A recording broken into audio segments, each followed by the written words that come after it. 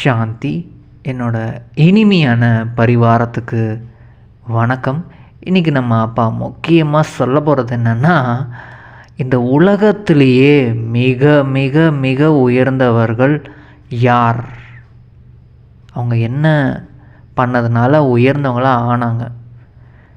பாபா சொல்கிறாங்க, பிராமணர்கள் சீரீஸில் பிராமணன் என்றாலே சதா உயர்ந்த ஸ்திதியில் இருக்கிறவங்க.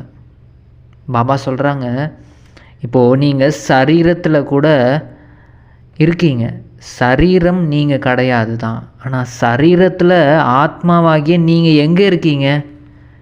சரீரத்துக்குள்ளே எங்கே இருக்கீங்கன்னா மேலே தானே இருக்கீங்க, உயரத்தில் இருக்கீங்க. கீழே காலில் இருக்கீங்களா? ஆத்மா எங்கே இருக்குது? இதயத்துலையா, வயிறுலையா? இல்லை. எங்கே இருக்கீங்க? பிரெயினுக்கு நடுவில் மேலே இருக்கீங்க. அதுவும் புருவ மத்தி கரெக்டாக அந்த உள்ளே இருக்கீங்க, மேலே தானே இருக்கீங்க. நீங்கள் பாதத்துலலாம் கிடையாது இல்லையா? அந்த மாதிரி எப்படி சரீரத்தில் ஆத்மாவின் இருப்பிடம் உயர்வாக இருக்கிறதோ, அதே மாதிரி உங்களோட ஸ்திதி, பிராமணர்கள் நீங்கள் இறைவனால் படைக்கப்பட்டிருக்கீங்க. ஸோ உங்களோட ஸ்திதி எப்படி இருக்கணும்? அதே மாதிரி உயர்வாக தான் இருக்கணும். அதுவும் சதா உயர்வாக இருக்கணும். ஸ்திதினா உங்களோட மனநிலை, அந்த உயர்ந்த நிலையில் நீங்கள் இருக்கணும்.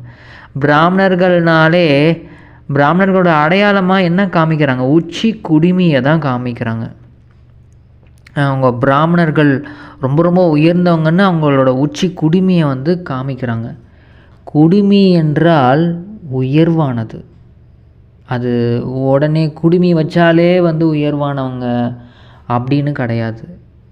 அந்த ஸ்திதி உயர்வாக இருப்பதன் அடையாளமாக தான் அந்த ஸ்தூலத்தில் அந்த மாதிரி அடையாளமாக காமிச்சிருக்காங்க. உயர்வாக மேலே அவங்க குடுமி காமிச்சிருக்காங்க. ஆனால் பிராமணர்களை இவ்வளோ உயர்ந்தவர்களாக ஆக்கினவர் யார்? அவர் யார்? உயர்ந்ததுலேயும் உயர்ந்த பகவான் ஈஸ்வரன். பிரம்மா மூலியமாக நம்மளை இவ்வளோ உயர்ந்த ஸ்திதிக்கு கொண்டு போகிறாரு. அதனால் பிராமணர்களின் ஸ்தானம், ஸ்திதி ரெண்டுமே உயர்ந்தது. ஸ்தானத்தில் இருந்தால் ஸ்திதியும் தானாகவே உயர்வாக ஆகிடும். ஃபஸ்ட்டு உங்களோட உயர்ந்த அந்த இடத்துல இருங்க. உங்களோட அதாவது சரீரத்தில் இருக்கும் போது முதல்ல உயர்வான அந்த இடத்துல ஸ்தானத்தில் இருங்க. அப்புறமேட்டு உங்களோட ஸ்திதியும் தானாகவே உயர்ந்த ஸ்திதியில் வந்துடும். பிராமணர்களின் பார்வையும் சதா உயரத்தில் இருக்குது.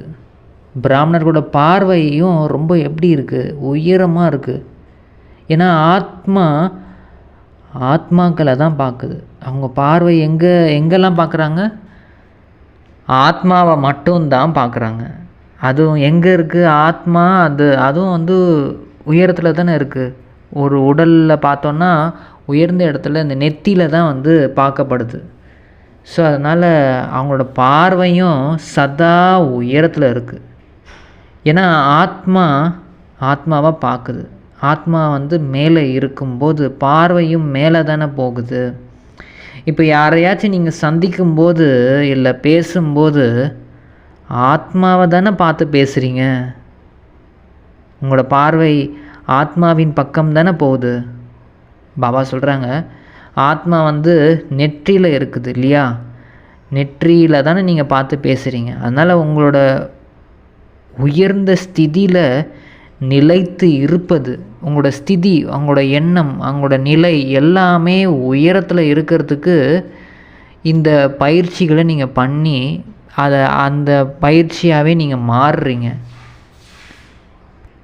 அதாவது உயர்ந்த ஸ்திதிக்கு உங்களோட மனநிலையை கூட்டிகிட்டு போகிறீங்க. இந்த மாதிரி நீங்கள் உங்களோட பார்வை, உங்களோட ஸ்தானம், நீங்கள் இருக்கும் இடம், அதுக்கப்புறம் உங்களோட மனநிலை, அதாவது நீங்கள் யாரை பார்க்குறீங்க, யாரை தினமும் நினைவு செய்கிறீங்க?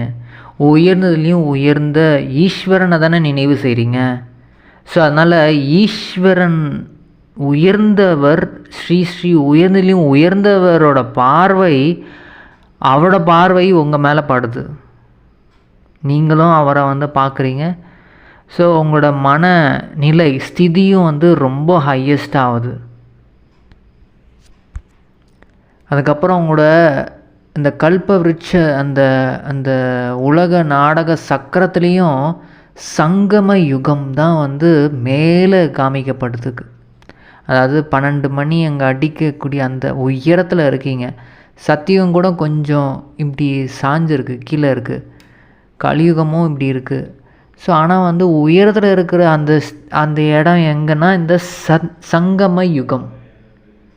ஸோ இந்த சங்கம யுகத்தில் தான் நீங்கள் வந்து உயரத்தில், அதாவது அந்த உயர்ந்துலேயும் உயர்ந்த நிலையில் மாற்றப்படுறோம் நம்ம. பாபா சொல்கிறாங்க, நீங்கள் இந்த சங்கம யுகத்தில் தான் ரொம்ப ரொம்ப சிரேஷ்டமானவர்களாக ஆகக்கூடிய டைம். அதனால் இந்த டைமில் உங்களோட ஸ்திதி ஃபுல்லாகவே உயர்ந்ததாக தான் இருக்கணும்.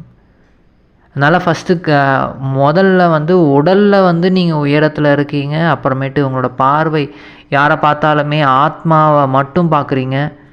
அப்புறம் உங்களோட நிலை, இதனால் உங்களோட ஸ்திதி வந்து உயரமாக போகுது. எங்கே உலகத்திலே, இந்த உலகத்தையும் தாண்டி பரந்தாமத்தில் இருக்கக்கூடிய சிவபாபா உயர்ந்ததுலேயும் உயர்ந்தவரை வந்து நம்ம நினைவு செய்கிறோம். ரொம்ப ரொம்ப உயர்ந்தவர். ஸோ அதுக்கப்புறம் இந்த சங்கமயுகமே ரொம்ப ரொம்ப ஹையஸ்டான ஒரு ஸ்டேஜ். ஸோ இப்படி எல்லாத்துலேயுமே உங்களோட எல்லா விஷயங்களையும் உயர்ந்த அந்த பயிற்சிகள் நீங்கள் பண்ண பண்ண உங்களோட மனநிலையும் உங்களோட ஸ்திதியும் வந்து ரொம்ப ரொம்ப உயர்ந்துக்கிட்டே இருக்கும் அப்படின்னு பாப்தாதா சொல்கிறாங்க.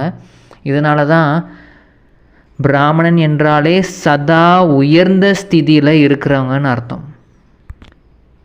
பாபாவுக்கு மிக மிக மிக மிக நன்றி. எங்களை இவ்வளோ உயர்ந்த ஸ்திதிக்கு கூட்டி போகிறீங்க. ரொம்ப ரொம்ப நன்றி பாபா. ஓம் சாந்தி.